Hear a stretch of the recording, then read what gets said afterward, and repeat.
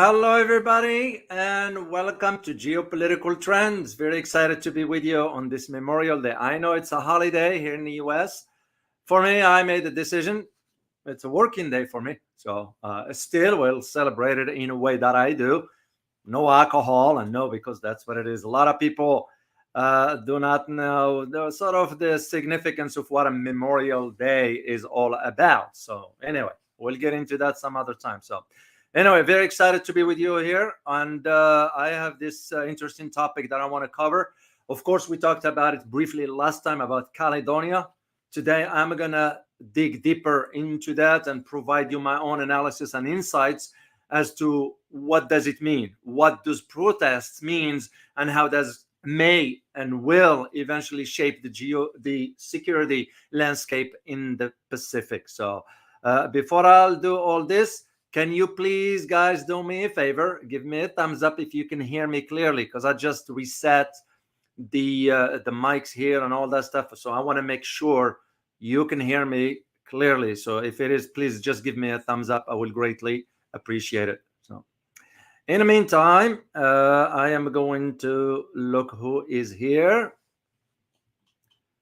Let me just see till I get a thumbs up from one of you at least to make sure the sound is working as it ought to be. All right, Phil, you say audio is fine, Dr. O. Thank you so much. That's all I need to know. Much appreciated. Truth Seeker, thank you so much. So good to have you here, guys. You too, super. Good to see you as always. Francis Tango, Coach Hoi Hoi, Truth Seeker, Ray, Massian Dorcier, Joel, Saint-Tan, Sue, good to see you. Jerry Larry, good to see you. France is everywhere. Not anymore. So Juan KC, good to see you as always. Phil, as always, from Ottawa. John Smith, New Zealand. Timeline, Dunkley, New York. Nobsha, hola to you as well. And Monty's King, good to see you. Phil, as always. Muslim Revert. And Sayed Razali, good to see you guys. Famida Nodiadi, good to see you and hello to you. All right, guys, let's get into this because I'm going to get in today into the history and the geography, of course. But before I'll go into all this, I want to remind you of my live stream tomorrow. I will be talking about the recent visit of the Bahraini king, Al Khalifa, to Moscow. What does it mean? It's an area that I am very, very familiar with. I spent a lot of years in my work in the Middle East, so I kind of West Asia, that is. So I'll be talking about that tomorrow. Also, to remind you, on May 31st, I look forward to that conversation with Professor Yan Liang. I can't wait for that conversation because we're going to be covering the global economy in general term. That's her area of specialty, academic background, and she's very, very, very, very well-informative lady. So based on the research that I did and so forth. So, the other thing I think is I am going to reach out to Karlza. I didn't forget about that, guys. I'm going to reach out to it. I want to say thank you to you guys for your support for the video I released today. By the way, just to give you a heads up, I had a different sort of narrative for that as far as the analysis that I'm going to release to you in full. That one, when the company reached out to me here and to us on the other channel, I had to modify a few things. So thank you so much for sort of just giving that video a thumbs up. I am very grateful to you guys. All right, let's ask the questions now about this Caledonia thing. It's because the media here in the West, they are talking about it. I'm not saying they are not. It's just they are minimizing. Oh, it's like, oh, those are just some homies protests or whatever. No, it goes deeper than that. It was the same argument that was made in Africa. You all remember prior to what took place in Niger, prior to what took place in Burkina Faso, and prior what took place in Mali, right? The same argument. What the media is kind of limiting the conversation about is that the Caledonians have been pushing for independence for a while. And so, it's just fascinating. And this is what I am very, very excited to talk to you about this, because it was a learning process for me too. Yes, I was familiar with, even during my trips to Cambodia and all that, I was aware of the presence of France. Of course, if we go back to Vietnam and we go back to all that. But for Caledonia, it was kind of, wow, a new outlook into it that I found it very interesting. And I am glad I did the research here, but I'm going to share it with you as we always do. So let's ask the questions. Are France's days in Caledonia numbered? Because it's worth asking the question. It was the same. The way I see it, guys, as geopolitical analyst, I always look at the trends. It's the same pattern that took place in Niger. Of course, France was taking too much of those resources and not giving that what it belongs to the people in Niger. So same argument I see here. So that's the first question. Are France's days in Caledonia numbered? Second question, will we see another scenario like Niger? You have to think outside the box. You can assume this is just like some street gangs doing protests. No. There is more than one meet the eyes on this. And after I read a few things from France in French language, because I read them in their original language, became clear to me as to why the French president Emmanuel Macron had to make a trip to Caledonia. Usually for something like that, a president will go all the way. No, but that tells me the seriousness of it. Third question is, how the US and Australia assess this development. Once I share with you the geographical location of Caledonia, Australia is already sort of being pushed by the United States. Australia, I am here to tell you, Australia now, we're not talking Australia 30 years ago, 40 years ago, when Paul Keaton used to be the prime minister, where people with maturity, diplomatic maturity. Now you have the likes of Albo, you have the likes of Morrison, and all those are like just jokes, I bet you Australia will be doing what the US is going to give the orders. The same way you are noticing with Europe when it comes down to Germany, to France to a degree, UK, Spain, Portugal, Italy, you got the idea. Sweden, Denmark, even now Sweden, you got demonstrations which we don't hear much about. There is a lot going on in Sweden internally. Western media staying quiet and mum about it. And the fourth question, which is the key, this one pertains to the security landscape. Is Western dominance in the Pacific, remember, I didn't say Caledonia here, I said Pacific. Is Western dominance in the Pacific coming to an end? Because remember, it was during the Obama administration when the US said, we're going to have to pivot to the Pacific. And I disclosed in my books that I wrote when it comes up as part of that research, or whatever the writing I was doing, if the conversation was about Asia, whatever, I put the Pacific as a whole, because to me, that's where I saw things moving forward. And now with what's taking place in Caledonia, it will be worth asking that question. And this is where I see things moving forward. So as we know, Caledonia, basically, to me, it looks like they want France out. There is no other. What other explanation will be? Are they going to be saying to France, please, back in Paris, make the changes for us, legislatively, that is? Because that's what France is saying. And I'll share with you as I move forward. Well, of course, the state of emergency, which France has announced in the South Pacific island, Caledonia, that is. Because violence have erupted.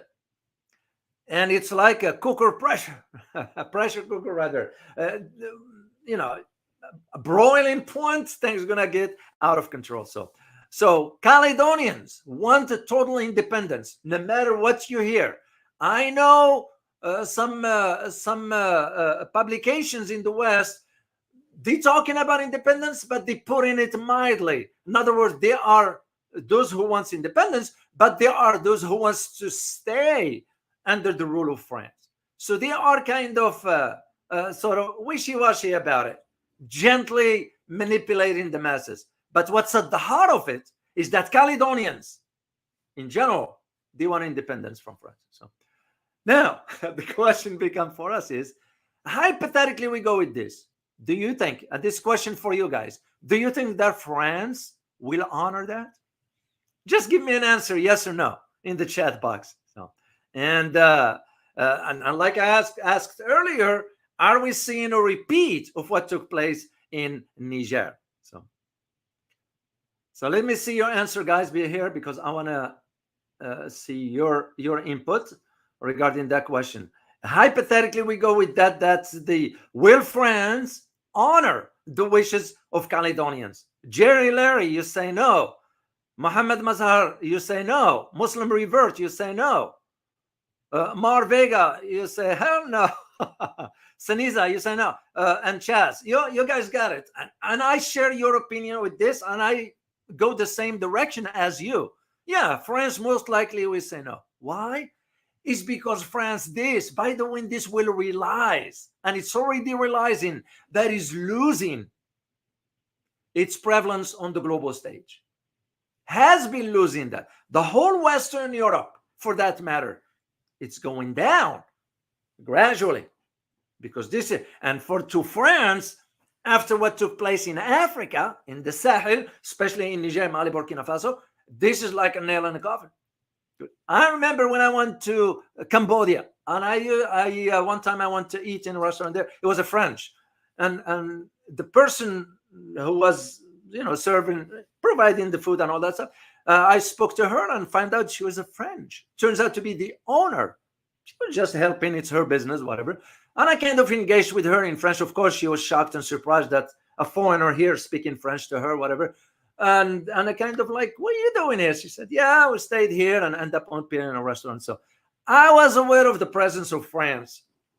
And then I remember I have family in France, so we kind of talk about the history and all that.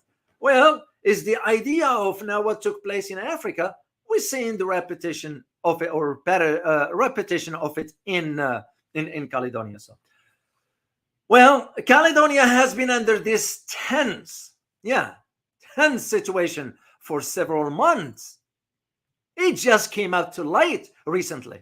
And even for me, I knew about it a few days ago, about a week and a half, and I decided because I had other topics to cover. And to us, it's not about we'll cover it when we'll cover it. Patience is a virtue, as I always say. So. And this one, because it goes back to, I believe, the first time I came across this one was on May 13th. Yeah, we are on 27th now. So that's where, because why? The riots became so tense. And of course, what was this all about? It was about the l'Assemblée Nationale. This is the French one. Was about to vote in Paris about a constitutional amendment. And here is what it is. And I put this in quotes, to reform the archipelago electorate, which was strongly opposed by the territory pro-independence camp. End of quote. So this is why the French president went ahead and issued the state of emergency on the territory on May 15, 2 days after that. As a matter of fact, I found out that now Macron gave the orders not to move forward with the vote. Surprisingly. I don't know what he's going to do after this one. And this is why, of course, there were some 5 people or 6 people to my account that been dead because of the violence and so forth. And France ended up sending about 3,000 troops. So, and this is what I'm going to get into the detail. But first, let's talk about geography. Very, very important, and the history of it. So let me share the map with you, all of you guys here. And as always, I give credit to World Atlas, because that's their map here. Even though I don't agree all the time, depending again on the geographical, which what we saw last time with Taiwan. You see it also. There are some maps, and I'll share it with you guys in due time about, for example, Okinawa, how it was, because as you all know, Okinawans don't want to be associated with Japan, no different than when Hawaiians don't want to be associated with the rest of the United States. So let me see where, yeah, this is the island here. I don't know if you guys can see, this is too small for screen. Yeah, it's not clear enough. Here, let me move to this one here. And it's very, very, very small. So So what is Caledonia? For people who might not know, Caledonia consists of like they have the mainland, which is the main island. I'm sorry, not the mainland. The main island, which is New Caledonia, La Nouvelle Calédonie in French, for those who speak French, one of the largest in the Pacific Ocean. The archipelago of Isles Loyot, and numerous small, sparsely populated islands and atolls. So, New Caledonia is a special collectivity of France as a part of Melanesia in the southwestern Pacific Ocean. It is situated to the south of the equator and to the north of the Tropic of Capricorn. That's my zodiac sign, by the way, guys. And is geographically positioned both in the southern and eastern hemispheres of the Earth. The archipelago is located to the east of Australia, to the north of New Zealand, and to the west of Fiji and Vanuatu. That's what's interesting about. I know the map here. It's not doesn't show much of the. Yeah, there's right here. You can see a little bit better. Yeah, well, it's better right here. So this is the Vanuatu. This is New Caledonia. Of course, that's New Zealand here and Australia. So now let's get into the history, which I found fascinating, because here is the first question you need to ask yourself. What the heck is France doing in New Caledonia? Or how did France end up in Caledonia to begin with? So, and it's worth asking. So I digged into some historical records, and of course I cross-check the information to make sure it's as accurate to the best of my abilities, guys. So if I miss something, I fact-check stuff, I double-check to make sure, but sometimes, if I miss something, I'm just a human like you all, so we all make mistakes, whatever. But to the best of my abilities, when I fact checks the information, I want to make sure is accurate. Well, first of all, let's start with the Melanesians. Melanesians settled in the island about 3000 BCE, before Common Era.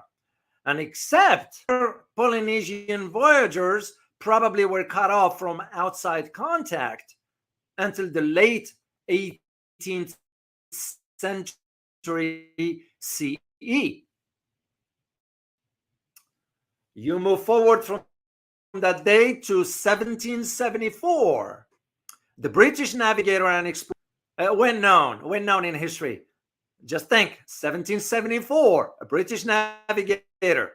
Let me see in the chat box, guys, because I always like you to be part of the conversation. All right, let me see who you guys write down. It was when known in history. Truth seeker, Francis colonizer, yeah. Who was the British explorer at that time? Captain Cook. Q7E, you got it. James Cook. That's what it was. So what happened? He landed in the Ballad and on the east coast of the mainland, and he named the island. That's where the name came from, New Caledonia, because Caledonia was there, so named it New Caledonia for his father's native Scotland. So Cook was followed there by the French navigator Antoine de Broglie. This is the Chevalier of the Extra Castor. And in 1793, that's when he was followed by. That's when Antoine de Broglie followed him. So regular contact with Europeans began in 1841, when Sandalwood traders from Australia introduced islanders to the use of iron. That's how it all started. So the arrival of a Protestant mission from London Missionary Society, because remember, religion was part of the deal as well. You send the missionaries, which we still see till today. The Christian missionaries send their missionaries to Africa and Asia and all those parts. And that's what happened back then. So the arrival of the Protestant mission from London Missionary Society in the Loyalty Islands in 1841 Then after that, an Marist mission, which was set up right after at Balad with the aid of the French Navy in 1843. Why is that, guys? Why the French Navy assisted this? Once again, I just want to, share here the knowledge, and I want to have your input. What was about that era, 1843? What was going on with France at that time?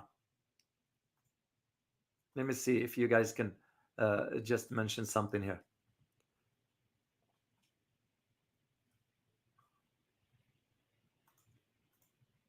Because without the aid of the French Navy in 1843, what was the French Navy involved to begin with?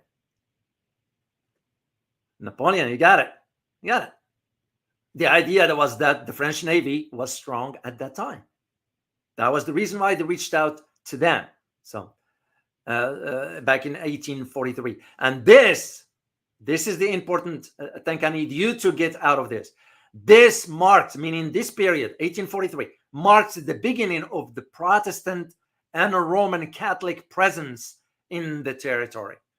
So both France and England were pushing into this. And this is when France took possession of most of present-day New Caledonia in 1853 in ceremonies at the Balad and the Isle, des Pins, les îles des Pins, or des Pins, they call them des Pins, P-I-N-S, les îles des Pins, with the aim of reserving. Here is the key also. Here is the key that I need you to understand. What was the aim of it? It was to reserve, to reserve the territory as a possible site for penal colony. And that's when the French flag was not run up in the Loyalty Island until 1864. Now, you need to understand from a historical perspective what is penal code, because it's very, very, very important for you to understand. Let me share a picture here if I have. No, I don't. Okay. Yeah, penal, not penal code, penal colony. What is it? Here is what's interesting about it. And this is where I find it very frustrating for me when I read the publications in the West that is kind of refraining from providing the full picture and let us decide. Just provide the facts and let us decide. But to cut the story half and say only this, but not this, in other words, cherry picking, you're manipulating the masses. And for me, I refuse that. Here is what they don't disclose, just for you guys to know, disclose or not. This is for you, for your own knowledge. Penal colony, basically what it is distant and overseas settlement established for punishing criminals by forced labor and isolation from society. Although a score of nations in Europe and Latin America transported their criminals to widely scattered penal colonies. Such colonies were developed mostly by, can you guys tell me? There are 3 countries that developed this. I just wanted to, share the knowledge here. Tell me, what are the 2 countries in Europe? There are 2 in Europe. Actually, all 3 considered Europeans. Can you guess which countries are? Let me just see if you guys can share that. Not Australia. No. Those are in Europe. Jerry, you got it. UK is 1. What is second one? Belgium. No, that was Belgium for Africa. I'm talking in that part of the world. So what is the other country? It was England. What is the other one? France. That's correct. What is the third one? Third one might surprise you. Let me see. UK, France, Italy. No. It was Russia.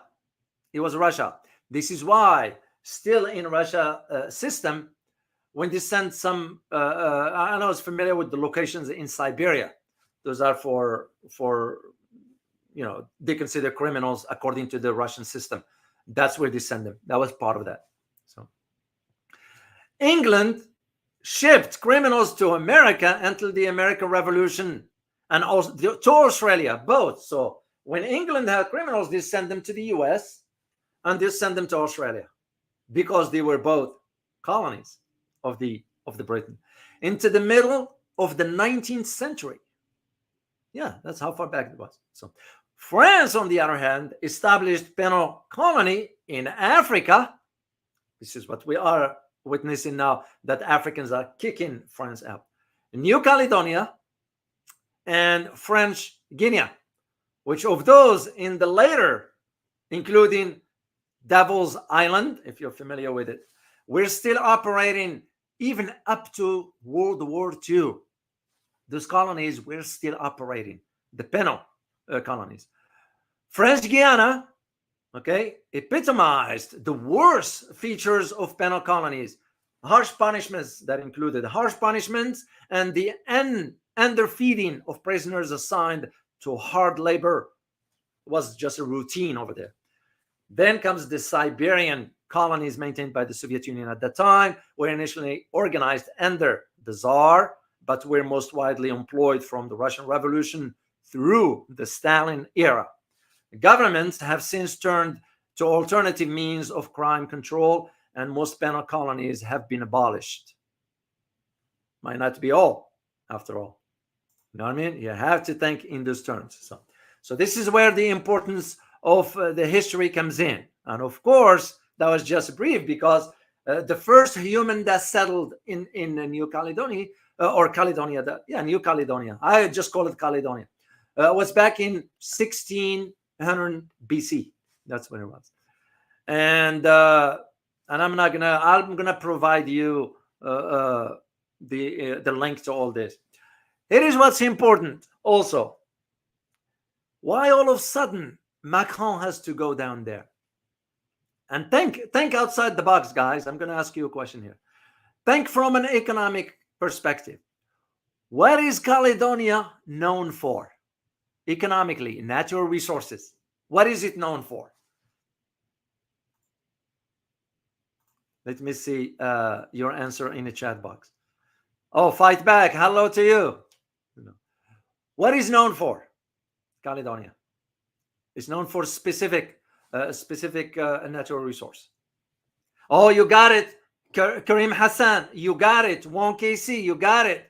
Fight back, you got it. Nickel. That is what it's known for. And guess what, guys? It was discovered back in 1864. So just think outside the box. All of a sudden, France, Macron had to go physically over there. Kicked out of Africa, which means what? Lack of access to resources, including nickel, because it's in Africa, going to Caledonia. That's what I want you guys to understand about this.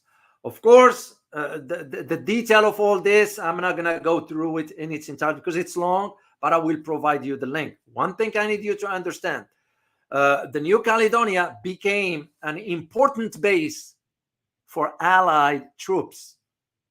Yeah, and the US moved its South Pacific headquarters to the island in 1942. That's how far back it goes.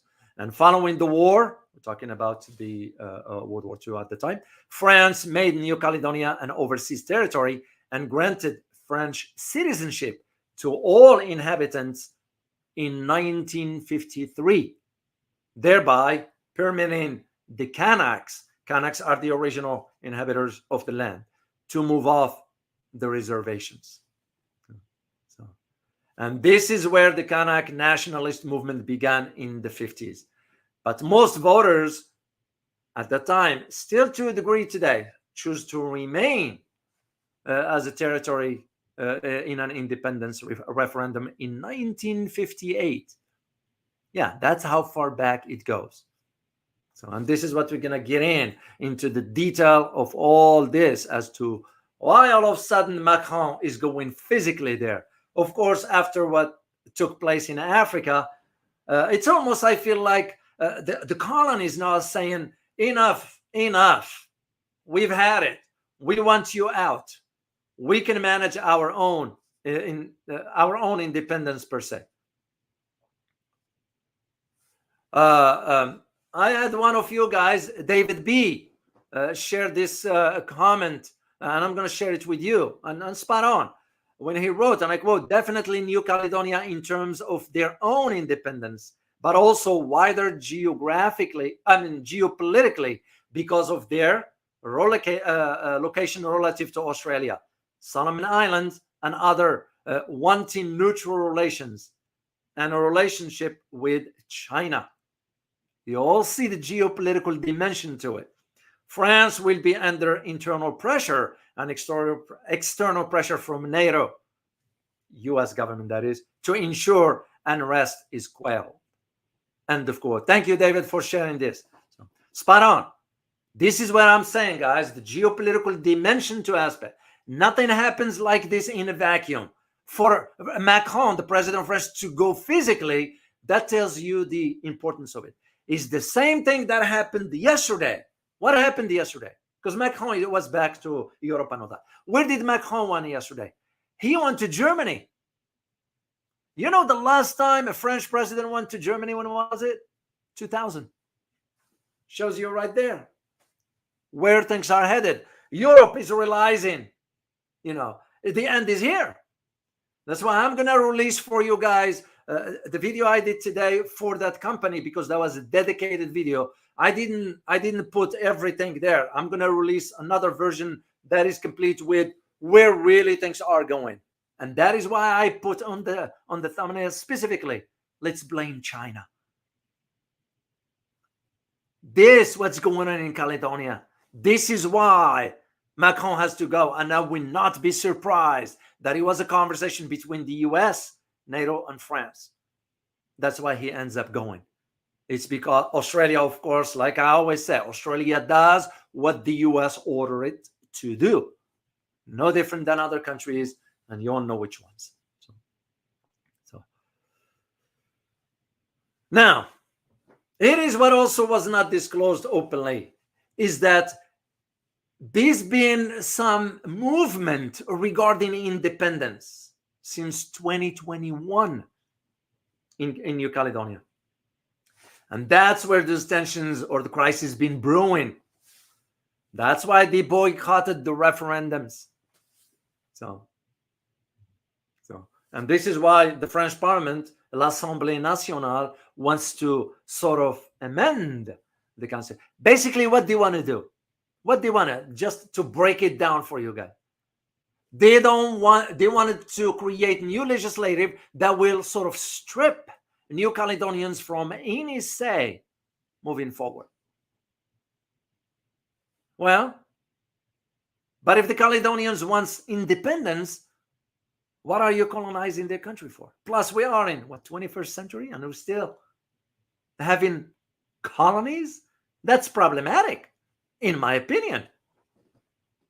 And this is now, I am keeping my eyes open as to what Macron is going to do next. Because Macron, remember, he's not running for office anymore because he only served 2 terms according to the French Constitution. So 7-year term, each term. Now, the way I look at it, this legislation that the l'Assemblée nationale wants to do is going to end up backfiring in France. Why? Because the change in itself now is debated in France. Well, because in Caledonians want independence. And even I read somewhere that some academicians, like, for example, there are 2 professors out there. One of them named by Butterbury and Coash.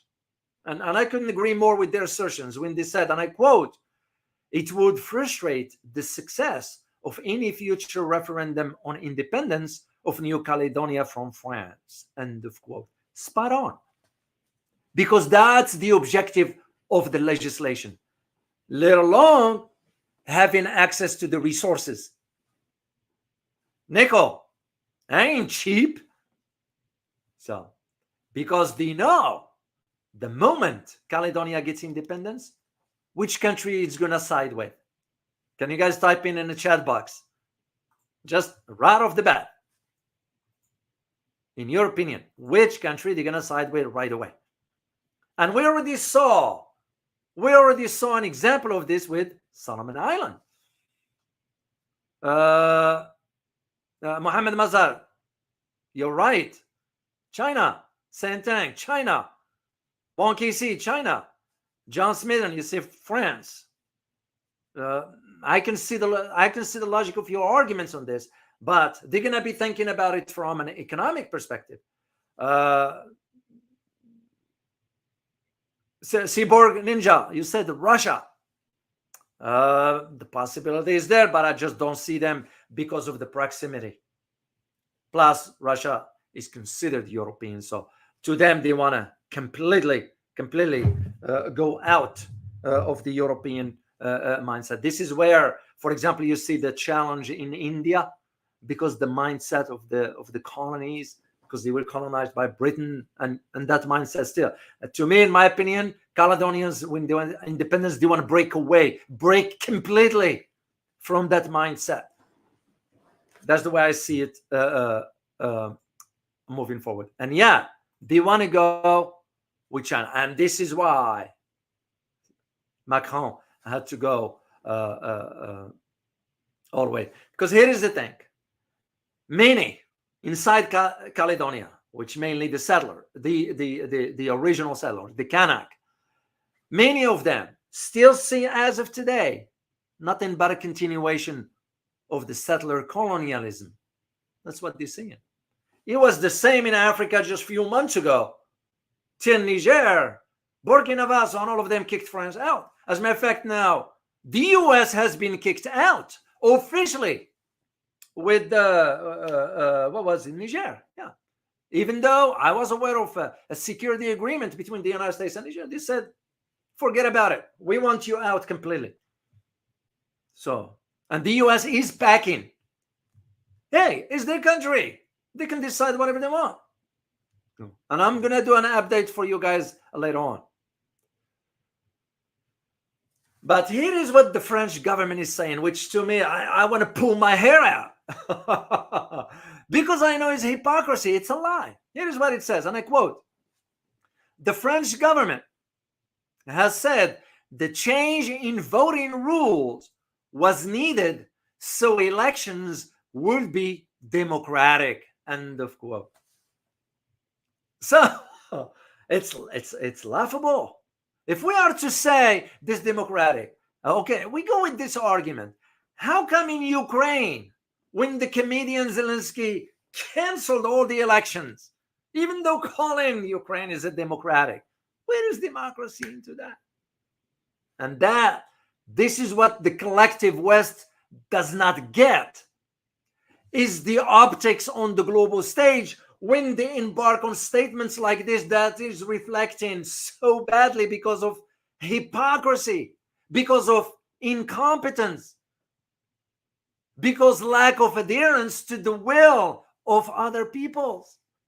Caledonians don't want France anymore. So this is what the reform is all about. And when you see the French president going there, sending 3,000 troops, and I give credit, by the way, this one to the AFP, Agence France de Presse. So now Macron is saying he will delay the vote. It's because they know the indigenous Kanak people on the French-ruled Pacific Island say will dilute their vote and undermine their struggle for independence. They just playing with words to manipulate the truth. The fact of the matter is that Caledonians don't want to be occupied by France anymore. That's the bottom of it. So, and when Macron was there, he met at the Noemia. Noemia is the capital of Caledonia. So wanted to sort of make sure there will be no violence and so forth. And no. Caledonians wants to decide for their own future, and they have the right to do so. Straightforward. No. Because here is what he said, and I quote: I am committed to ensuring that this reform will not be implemented by force. End of quote. Saying, this is what Macron said to the French High Commission. This when he was there. No, that just doesn't make sense. And when you read and hear, oh, Paris is saying the measure is needed to improve democracy. Almost a quarter of the population identifies as European, mainly French. This is what the French is saying. Yeah, it's because what the Kanak leaders want, they want the reform rescinded over fear, and it will dilute their vote to make it harder for any future referendum on independence to pass. This is what the fear, this is what the tensions are all about. So, as I said, in geopolitics, you always think about the optics of things.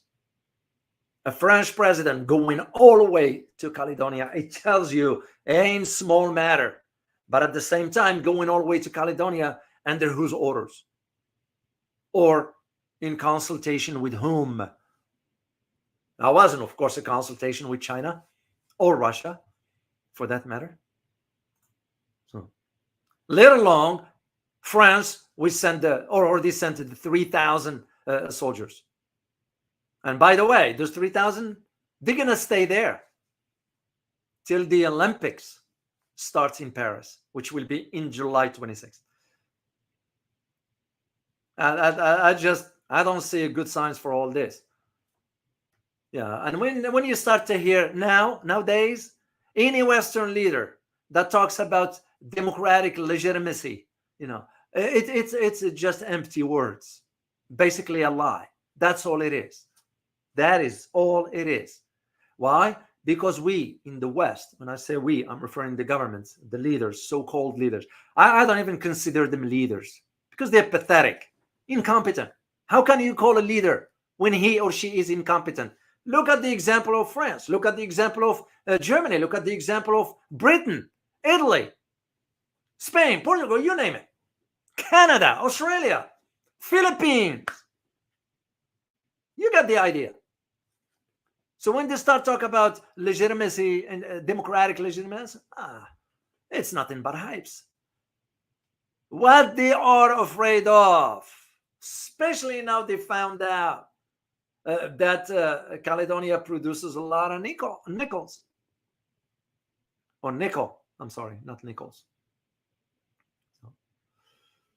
Yeah, because now France will be impacted economically because it's losing the access to resources, and those access were cheap. I mean, think about it, guys. France is considered number 4 in the world when it comes down to gold reserves. I've said this so many times. I'll repeat it again because you need to understand it. You ask yourself, how come a country becomes the 4th in the world when it comes down to gold reserves and has no gold mines explored within the country? Where is that gold came from? The same arguments. And now France noticed, not noticed. It's as they say in French, it's a fait accompli. It's a done deal. They ain't gonna be getting uranium from Niger. They ain't gonna be getting natural resources from Mali and Burkina Faso. And now you got nickel in Caledonia. But all this, while it's economic in nature, it is also tied to geopolitical strategy, because both Australia and the US do not want to see another island shifting to China like the Solomon Island did. Or what's the other one? PNG, Papua New Guinea. And I did the video for you guys about all this. You think about it all the time, guys. Resources like this or this magnitude are tied to geopolitics. And this is why, for example, in consulting, when a company will want to ask or hire me for that matter to I always tell them, you need to think about the security landscape first. Of course, they look at me like I'm speaking foreign language because they never crossed their mind into the. Without ensuring stability, you won't be able to have a return on investments. Straightforward. This is what the US is seeing moving forward. This is what France is seeing moving forward. This is what Australia is seeing moving forward. This is why I think French president was dispatched over there. I could be wrong. My instinct is telling me he ain't gonna make a trip just for the heck of it. He was dispatched over there because they're all concerned, meaning three: France, Australia, and the US, of course. When I say US, NATO as well. They're all concerned about, are we going to be losing another island to China as far as cooperation, economic one? And remember, geography plays a role into that geopolitical frame. North of New Zealand, east of Australia, perfect location. And given the tensions, what's been going on recently, you're all familiar with, given the naval drills that China did, which was very different this time around with live fire and the massive amount of hardware used, given what's his name, Lai Cheti, I hope I pronounced it correctly, stating about all the world is looking to Taiwan's democracy and nonsense. To me, it's nonsense. This is one thing the West do not get. You know what they don't get?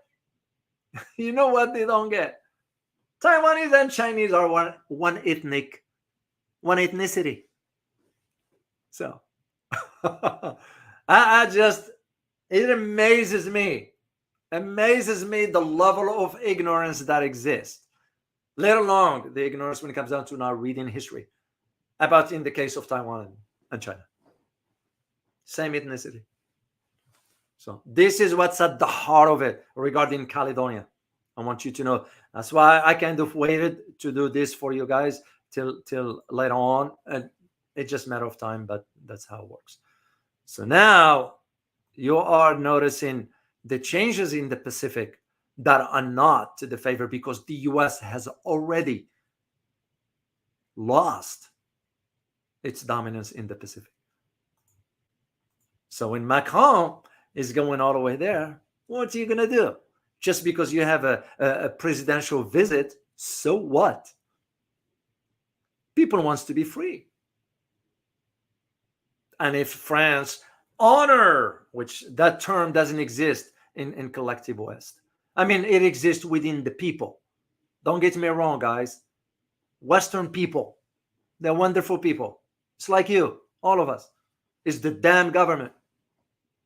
So when they use the term honor, there is no honor. There is not even an observation of rule of law anymore. Look what we're trying to do to ICC, threatening it. To me, this is the end of the journey. That journey that was for almost over 70 years or so, starting in almost early 20th century. It's coming to an end. That's what it's all about. Yeah. And even now, with what I just talked about about the collapse of the European economy, for France, Macron to go to Germany, that tells me something. That tells me something right there. So, because Europeans, they are realizing their weakness now is exposed. Their incompetence is exposed on the global stage. And to those who say NATO is going to defeat Russians, they were daydreaming. I mean, now they're going to be doing peace talks in Switzerland, I think, or Austria, one of the other. I'll cover it for you guys in due time. It's going to be in a few weeks, I think. So, and you do all this and not invite a party to the conflict, Russia, that is? Who's going to trust what they're going to say? Second, how can you trust the West? Government, that is. We lost. Caledonia now is exemplify another dimension of this incompetence in the West. In about helping the Caledonians, and it is about maintaining the dominance. They don't want those people to prosper. The same argument I've made way back regarding Africa. Like I always say, the potentials with Africa, a massive human capital, massive natural resources, wider land, that is the geographically speaking. The potentials are limitless. But the West never wanted to see that. They never wanted to see countries. I mean, look what we in the collective West doing to China. Yeah, because we don't want them to progress. They're progressing faster than we could control. But when we have a society that is falling into, it becomes, the end is here. Straight. That's all I can say. All right, guys. This is what I had one, I don't know. It was one picture that I had somewhere. And by the way, just to let you know, this nickel issue, yeah, I bet you that's part of the calculation by France and Western countries. That is. So here is why. It was a guy by the name Durant, and Durant he deals with the nickel and all that stuff. He said, and I quote, "The geopolitical risk has obviously now just gone through the roof, and I think nobody will really have appetite for that." That's what she said. Because what am I referring to here, guys? What I'm referring to here is that there is a company in China that is interested in this nickel. Because remember, it's called Glencore. Glencore company spent by about $9 billion to make this company profit as far as the exploration of nickel and so forth. So now what you have is that the suspension of the sale of a company like this speculates that there will be a Chinese company taking over that. So, and we all know the rest of the story, how it goes. This is one of the things that New Caledonia has, and France doesn't want to give that up. Just think about it. There was a figure from Observatory of Economic Complexity, and I saw a chart of them. I'm going to put the link for you guys. I give you just three countries as far as the destination of New Caledonia nickel. Where do they go? Well, the first country is Japan. Okay, you know how much they send? 22.2%. Second country is China. You know how much they send? 39.3%. And the third country is South Korea. They sent about, New Caledonia send or export about 38.5% of nickel. So it shows you really what this is all about. So, and what happened, what the media, because by the way, I get this not from Western media. And the one that I got, I saw the images of the car maker Renault. You all know Renault is well known in France. It was burnt in Caledonia as of May 14th. As a matter of fact, if you bear with me here quickly, I'm going to share the picture with you. All right, let me show picture. Picture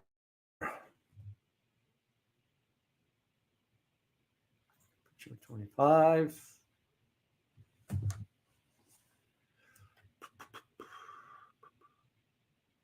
There's the picture, guys. And by the way, I give credit to this to AP. AP put the picture. Now, whether the article belongs to AP or not, I don't know. Associated Press, I don't know. Especially after what just found out that they came forward, and I shared this with you guys in the community, about them regretting saying that the groups in Hamas have committed rapes and all that, which was a lie. So, well, to me, it was like, okay, why didn't you fact check the story before you posted it to make sure, or double check or whatever? But anyway, that's not the point. The point here now, you look, Renault is being burnt. That tells me how frustrated those people are. So, and that's worth noting. And this is why I wanted to do the analysis for you here, guys. So, all right, guys, I am going to stop right here. I'm going to answer some questions for you. Be on the lookout for a video that I'm going to release similar to the one I released today. Today that I did was a dedicated video for the company. You all remember, and I'm very grateful that you guys just hit the like button on it. It's a business decision. I'm sure you understand. That also comes with the credibility. When a company reach out to you, that means they find you credible to do whatever. So, and I'm very grateful for the opportunity, because remember, this is what I do now. I decide not to go teach. So that's but I am going to be releasing another version of it that is complete with certain insights about Europe, where things are going to be. On the lookout for that. So tomorrow, remember to join me tomorrow for the live stream about the visit of the King of Bahrain to Russia. Is Bahrain ditching the US? It's worth asking. All right. Once again, to all who've been supporting the channel, and I've been sending some video messaging, just very short clip, because they won't allow long one. Just saying thank you through a video. To those who bought me coffee, I'm very, very grateful. To those who also supported the channel through PayPal, I want to say thank you first of all to Francis Lucero. I'm sorry, who bought me 20 cups of coffees. Yeah, and Francis just returned from China, so I'm gonna have a conversation with him soon. So for PayPal, I want to thank. Okay, how will I pronounce this one? Ganaratnam. Thank you so much for your PayPal support. You sent me a PayPal support for the channel. So I'm very, very grateful. And it goes without thanking my avid supporter, Osiris, that buys me coffee every day. As a matter of fact, there is one from him right here. And TC Kwan and Zhu Liang and Boone and Francis and Azim and Ramzi. So many of you guys, thank you so much. It's really appreciate it. All right, let me answer a question or two from you here, and we just go from there. All right, question. All right, Francis Tango. Thank you very much, Francis. Truly appreciate it. Dr. O for the chickens. Yeah. Well, I do, FYI, the pictures I shared with you about the chicken, I do buy them a special not gluten-free, but chemical-free bugs, because they like bugs. That's just so I buy them that one, because that's the egg that I eat. So I know what I'm feeding them. So for that. So thank you so much, Francis Tango. Really appreciate it. All right, let me scroll up and see if I can take a look at one question.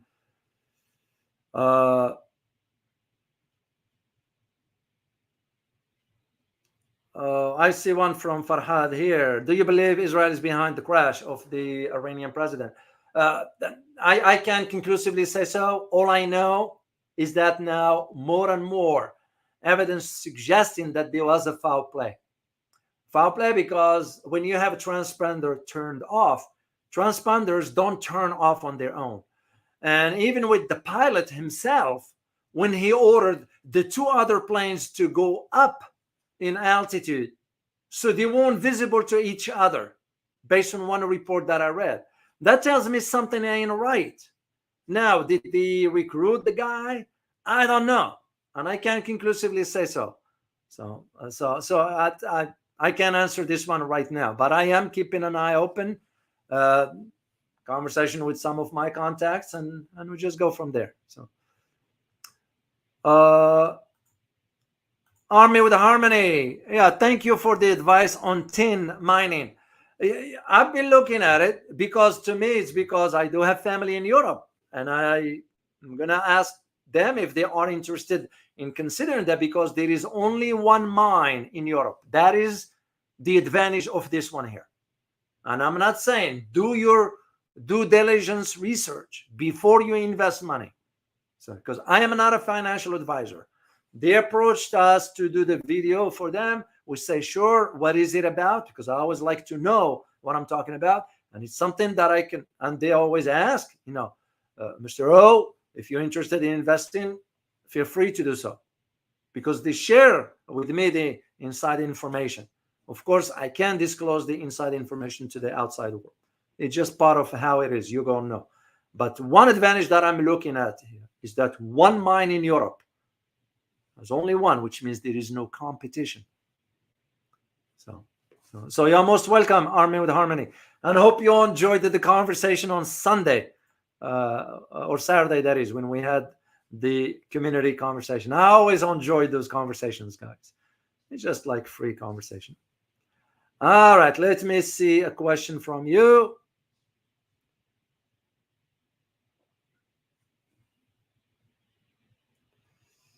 And thank you guys for keeping the conversation civil here. I'm very, very grateful to you all. Mr. Man, question, Dr. O. Will Venezuela be in danger if Trump wins the election? Trump tried to coup Maduro in the past. Yes, I know he tried. He won't succeed anyway. The intelligence service in Venezuela is very wired in Latin America. Very wired. So, and they do have plans in place, and it won't work. Yeah, they tried last time, and anyway, it's not going to work. So the fact that we couldn't bring down countries the likes of Venezuela and Iran and North Korea and all that shows you right there. So Trump is for Trump. American, there are no leaders. There are no leaders in America. Look where the U.S. is today, comparison to 4 years ago, or even 8 years ago, or even 10 years ago, or even 20 years ago. I mean, at that time I was still in the government. Yeah, I'm not denying this one, but I to the best of my ability, I will push back against certain things when I'm asked, because there is a chain of command. You all know how it is, guys. So, but if a 2-star or 3-star general asks me a question, I ain't gonna tell him what he wants to hear. I don't give a damn about that. I'll tell him what's truth, because the concern for my country. I'm standing in front of him, not representing myself. It's my country that I care about. And to those who always criticize me for being negative about America, I think you got that backward. It's my love for my country that preempts me to talk this way. And I will talk that way, no matter what. To me, it's truth matters, like I always say. No, it's not going to work. And that's, we are coming to an end. That's how I look at it. This is the answer I can tell you about where the U.S. is headed.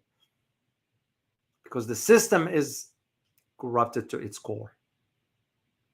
All right, let me see one more question here, guys. And remember to join me tomorrow, please. I'm scrolling down. Courage Siddiqui. Question, is the West realizing that they are losing power globally? I'm sure they are. What they are not willing to accept is the fact that they are losing power. We're still operating on a certain, you look at just look at the mannerism by which we conduct diplomacy. That's, to me, the way we are doing it doesn't reflect a country that is still in charge, or a country that is still has that global power. What global power do we have? Yeah, we have a mighty military, but mighty military couldn't even defeat the groups. Look what's going on right now in the Red Sea with the age group. We couldn't defeat them, and we won't be able to defeat them. So So the West is realizing that, but they are not willing to accept it. And this is why when you realize what the Europeans are doing, what the Americans are doing, thinking that they still can manage them, the world is moving on. The world has moved on. Mark my word on this. Comes the next BRICS summit in Kazan in October of this year. There will be a major announcements there, especially on the financial aspects. The other thing you can think about is that countries are quietly pulling out their gold from the US. I mean, I just listened last week to the head of JP Morgan, Jamie Dimon. And I don't care for the guy. He's as corrupt as any. But when somebody knows his stuff, I tend to listen. It's like when I read all the stuff, I read from magazines, whatever. I might disagree with them, but I'm going to read the content. That's all it is. So the where things are headed, the West does not want to accept that reality, but it's fait accompli whether we like it or not. Quinn, Dr. O, you drink a lot of coffee. Well, yeah, how many have been buying me coffee? Which I am very, very grateful. I want you guys to know I am very grateful. So now I do drink 1 cup a day. I used to do 2 cups. Now I do only 1 cup a day because that's, and I do my own coffee, by the way, when not buy coffee outside because it has a lot of mold in it and I stay away from that. So. Jack Rabber, good to see you as always. Does the West continually using force, not only speeding up the rejection of the West? Will there be a chance of policy? No. There will be no policy, Jack, because there is none to begin with. I mean, I look at it from my country here. Tell me if ever was a well-strategized, a well-cohesive foreign policy in the United States for the last 3 or 4 decades. And the answer is no. That's why we were just reacting to events as they happen. Look at the fiasco now in Ukraine. Look at the fiasco in Europe economically due to the Europeans following blindly an economic policy that doesn't bode well for them. The citizens of Europe have not been told the truth that their governments, including Germany, France, UK, were pressured by the US. You tell me if Europeans by now and you couldn't have your own independent foreign policy? Europeans by now and you couldn't have your own security? You depending on the US for us to have over 30,000 troops in Germany? That tells me we are not invited. We are occupying the country. That's why that Olaf Scholz is just a joke. So Europeans, I've said this now, if you go back to the 60s, and at that time, who was in charge, at least in France? It was Charles de Gaulle. Well, Charles de Gaulle at least did something no European leader could do now. Charles de Gaulle pulled France out of NATO because he said, we don't care what the Americans are saying. At least got the guts. But even French leadership, right after Charles de Gaulle, they were just going down. If you look back to when, what's his name, Valéry Giscard d'Estaing used to be, François Mitterrand, François Hollande, then you got this clown Macron. Yeah, same thing in Germany. If you go all the way back to Helmut Schmidt, then Helmut Kohl, then Gerhard Schröder, then Angela Merkel. Yeah, not all of them were that great, whatever, but at least some of them took stand. I remember one time Angela Merkel said to the US, no. And you know what? We threatened Germany with sanctions if they moved forward with Nord Stream 2. Because the economy of Germany was going up at that time. The best in Europe. Their cars were sold all over the world, the luxury cars, that is. Their manufacturing equipments were sold all over the world. Everybody was looking up to Germany from an economic perspective. We didn't like that. And this is where the incompetent leaders now, they are not telling their citizens, whether in the UK, whether in Italy, France, Germany, Spain, you name it, they're not telling them that, hey, by the way, citizens, we are buying gas from the US at 10 times the price. And where do you think we getting the stuff from? Do you guys know that we getting some from Russia? Yes. Of course, our government ain't gonna disclose that. Same thing what India did when they get oil from cheap from Russia and turn around and sold it to Europeans. 5 times the price, whatever that price was. So the West using force is not gonna lead to any, because the West now is exposed. It's hollow in the middle, inside. All these hypes about democracy, about rule of law, turns out to be nothing but an illusion. This is the truth of it. And it behooves Western citizens to really vote those people out. But again, who are you going to bring in? Just another incompetent. To me, the way I look at it is when you vote for people, if they go for any policy against the welfare of the people, get them out. Simple as that. Look at dictator Trudeau, still in office after sinking Canada to where it is. And we do have Canadian viewers here. Tell me, guys, if I'm wrong. I used to live in Canada back in the 80s, for a brief period of time. What I see today, it's not the Canada that I used to know. That country is gone. I mean, I'm in poverty now. Not people having a hard time buying food in Canada. It was unheard of. Same thing in the UK and here in the US. So where is this the benefit of this democracy, or the benefit of this capitalism, whatever you want to call it? Yeah, do I want to live here? Yeah, of course, it's my country. But at the same time, if my government does wrong, I ain't gonna stay quiet. You have to help make change by any means. And I'm not talking the violence here. I don't do that, and I don't believe in that. It's because if you educate the masses, it's all about being well educated, well informed. And this is where I'm even feeling, guys, and correct me if I'm wrong, for where the channel is, Why? Why the channel, And of course, because they don't want the people to know the truth. And that's why they're suppressing the channel. But it is what it is. Life goes on. So the bottom line, Jack, is no, the force is not going to do it. Look at just Niger, Mali, Burkina Faso are a case in point. France can do squat now, and it's too late for it. Okay, one last question.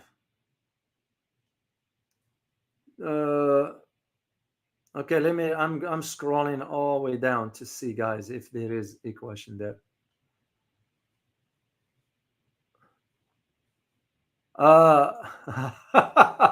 Francis Tango, Dr. O, eggs are healthier than too much coffee. That's true. That's true. I've been eating eggs every day for the last few years. Don't trust what they're telling you about yolk is bad for you because cholesterol. It's a lie. I'm here to tell you it's a lie. And I have facts to back that up.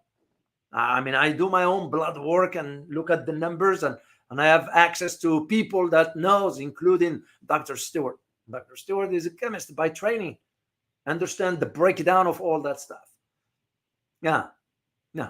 So you're right. But here is what I just learned about coffee and chicken. You never want to put the coffee grinds on the grass water because it's acidic and that's too much for the chicken. Their system won't survive that one. But I do eggs every day, Francis Tango. Thank you so much for your super sticker. Truly appreciate it. Farhad Razavi, I agree with you. Yeah, I'm saying just the mighty army on status. That's all I'm referring to. No. I agree with you. And I'll say it because I'm aware of what's going on in the military institution today versus what it was back then. At least back then when I was there, people had a different mindset. Today we have to cater to the weak. So when you start doing that on the standards of the military readiness, let alone we don't even have any cohesiveness anymore. No, I agree with you. And you are not offending me, Farhad. It's the truth. No, I couldn't agree more. Couldn't agree more. And this is why I don't see how we're going to take on China. That's just wishful thinking. Look what we couldn't even deal with the Ukraine conflict. Timeline Dunkley, why is the Israeli government not to tell the truth about H group and did not rape the Israeli women? Because that's some next level 6 stuff. Yes, and this is where I had issue with the AP going forward with the story without even fact checking it. I mean, I knew it was a lie to begin with. How you may ask, how did I know? It's because of the culture that exists in them. I spent a lot of years in the Middle East. It's not part of the culture. And they will neutralize you if you ever do that. And rightly so. So that's to me was there is a lot of problems right now inside the Israeli government. This conflict exposed now. It's the end. The bottom line, the end is near. That's the way I see it. Okay, guys, I wish you a good afternoon. I look forward to seeing you tomorrow, of course. And so just prepare some questions for tomorrow. I'll be happy to answer them. It's a geographical area that I am very, very, very familiar with. Again, spend a lot of time there, and I'll be happy to cover that one with you. So, all right, guys, as always, remember, geopolitics impact your daily life in more ways than one. See you soon. By the way, hit the like button. I would really appreciate it. See you guys. Bye.